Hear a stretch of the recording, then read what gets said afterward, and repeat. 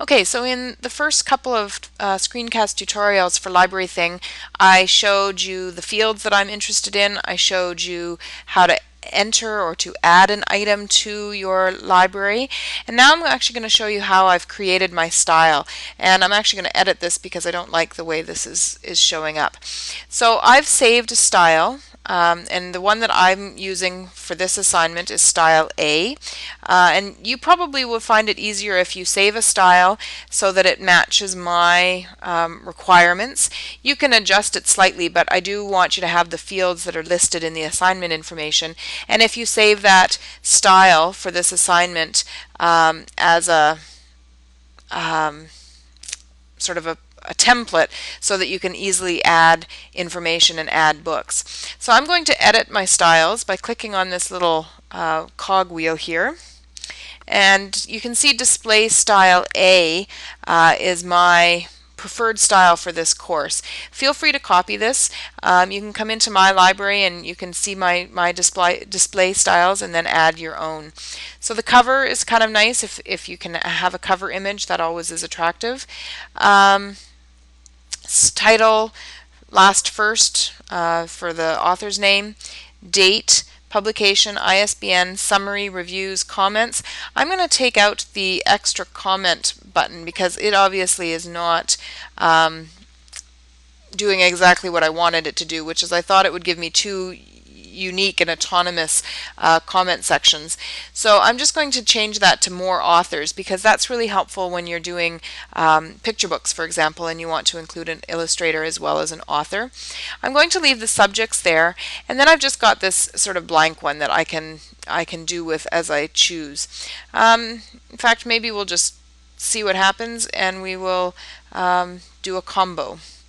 I think what will happen now for the comments is you can just have your personal summary of the book as well as your reader's advisory information all in one comment field, and that works just fine for these purposes.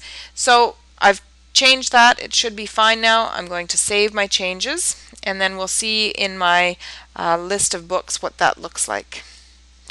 And it didn't save it. Interesting. We will go back and change that again, but that gives you an idea of how to change it. Obviously it didn't work quite right, but you can see here title, author, date, publication information, ISBN, summary, so that's your personal summary, your personal review, comments, which should include your reader's advisory, and sorry, I misspoke earlier, it should be your personal comments, your reader's advisory information, and your list or your citation of reviews, and that can all go into one comment field. And then your subject. And obviously, as I said, for some reason it didn't save my changes, but that's okay. It does give you a sense of how this whole thing works and how you can edit the style changes. Like I say, I'm not sure why it didn't save, but let's try that again. There we go. So that's more like it. So I will go back into my sample book and just update that so that you can have the most current information.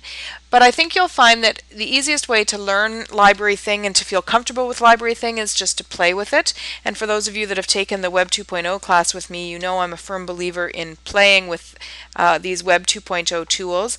I would simply ask that you stick fairly closely, in fact very closely, to the format that I've outlined here so that you have all of the information that's required for the assignment. And other than that, just have fun, play around with it, see the kinds of things that you can do with LibraryThing, and also make sure that you add me as a friend in LibraryThing so that I have access to your library, which is what I need when I'm going to mark your assignment. And you can do that by making member connections, and you can add a member and add a friend that way. If you have questions about that, let me know. Otherwise, this should get you started, and I look forward to seeing your libraries on LibraryThing.